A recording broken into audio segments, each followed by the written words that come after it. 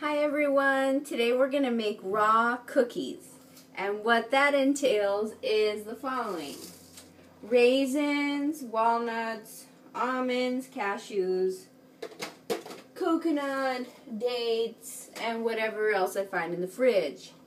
So, let's begin.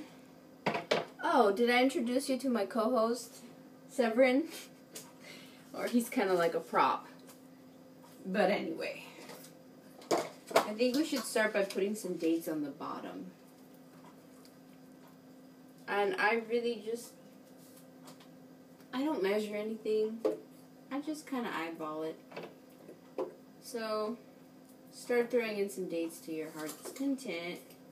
If you like things super sweet, add more.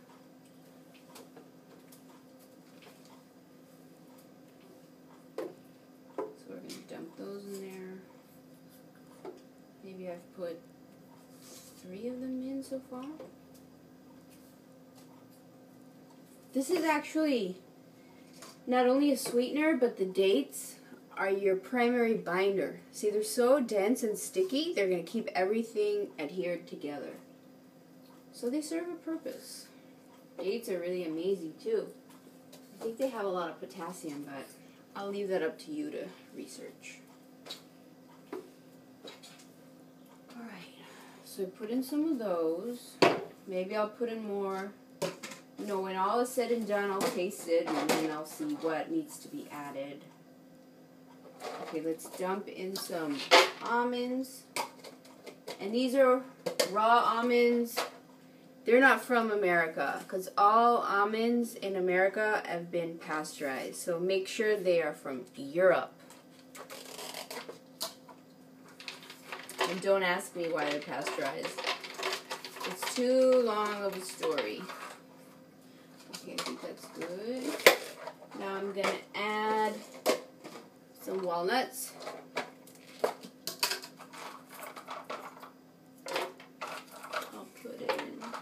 More.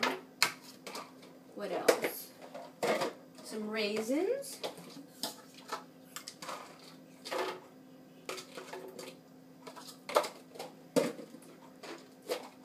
Now this, I think the cashews I'll use at the very end to kind of put on the outside of the cookie to make it like crumbled. So it has added texture.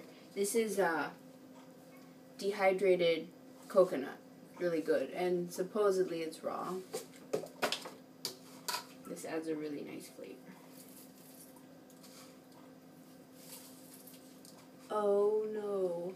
Okay, here's where I start improvising and I add all kinds of sweeteners and flavors. I was gonna put some lemon because it gives it a nice tang. But I don't have any. And it also preserves the cookie. What I might do, maybe I'll commit to eating a whole orange and I'll just put a little bit of the citrus in there. And not much, just a few drops maybe, because you don't want to get the batter too watery. Now I have to eat this orange.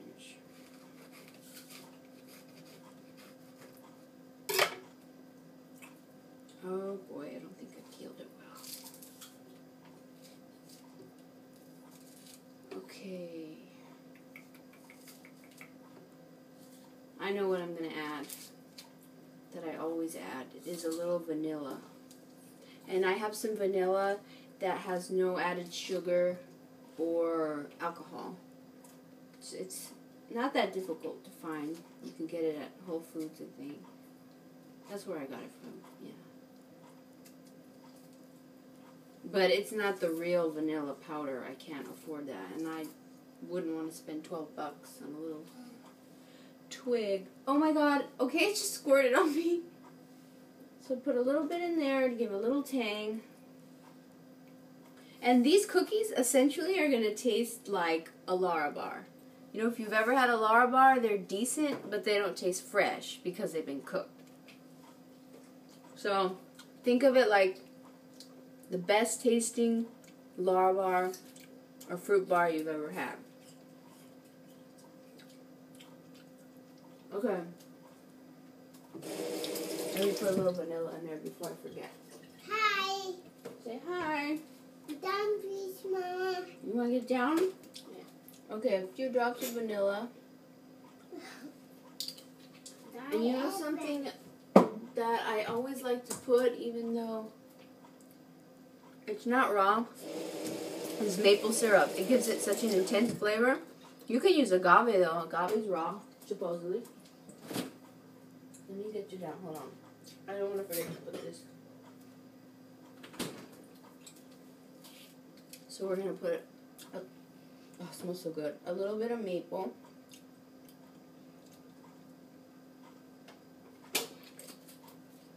And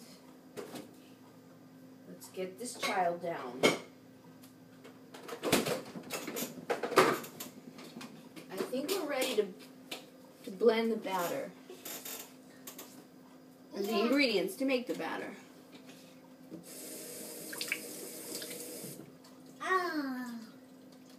And honestly, if you don't have a Vitamix, that's what I have, you're in for a rude awakening. Vitamix. I actually, out of laziness, tried to make this recipe in a, well, this was a bad move on my part, on, what's that thing called? A magic bullet. Yeah, and these nuts literally stop the magic bullet in its tracks. So it's not advisable to use a magic bullet. And as far as a conventional blender, I mean, it'll work better. But let's say you're going for a cookie that's really smooth and buttery. You're not going to get that. You're going to get more of a grainy type of texture. But that's all right in this case. I mean, I know for my taste, I like cookies that are a tad crunchy. But sometimes I actually make the cookie itself smooth, and then I put the crumbles on top. Anyway, food for thought. So I'm going to blend all this. I'm kind of scared of this thing. It's so loud.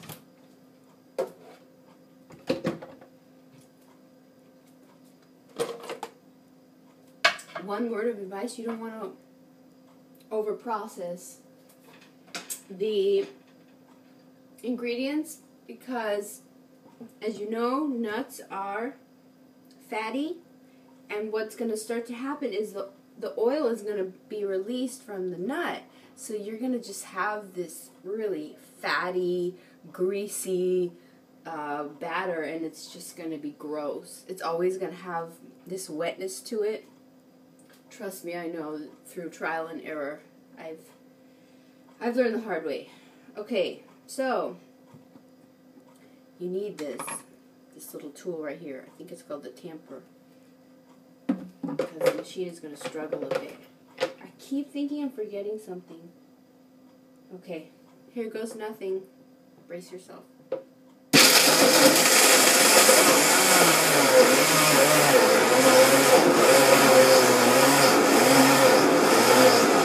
Oh my god, the blender was actually moving. Okay, so from time to time, I actually go into the blender and stir it around with a spoon, because some of the contents get stuck on the bottom. So I want them to stir and blend evenly. It's looking really good. So tempted to add more sweetener, because I like cookies really sweet. It smells delicious.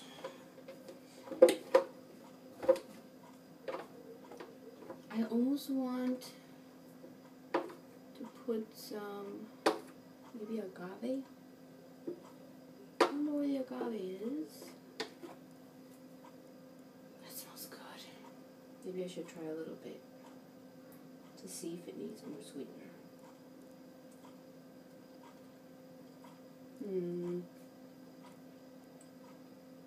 That's really good. I'm still going to put more sweetener though.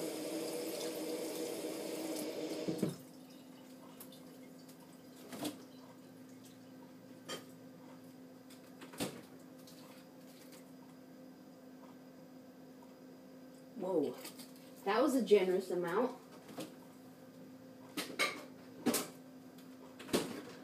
Okie dokie.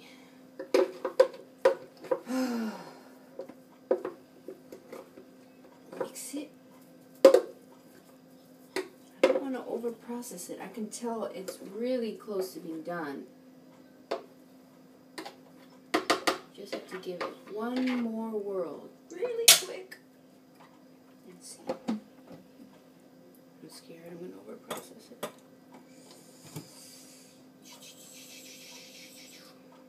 Maybe I shouldn't.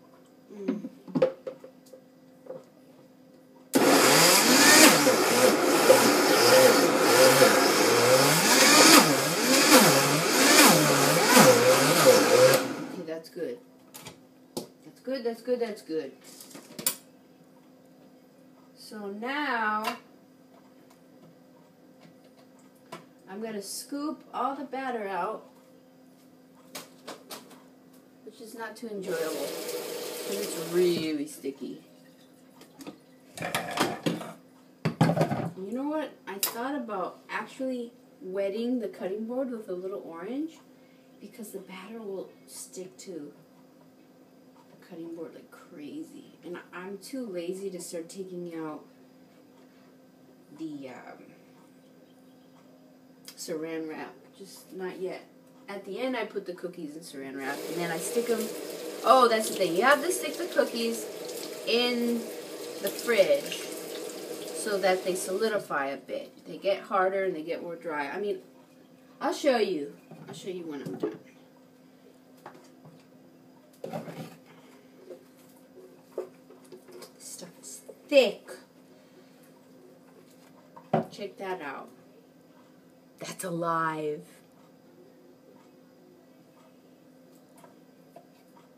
Now you get to play with your food. You see? Your parents told you you shouldn't play with food, and that's a lie. We have to shape the cookies. And sometimes, when I'm enthused, I use some cookie cutters. But that gets a little more tedious, but it's so neat when you make shapes like little hearts. We'll see. We'll see if I'm up for it. Maybe I can make some of them into hearts. This might take forever.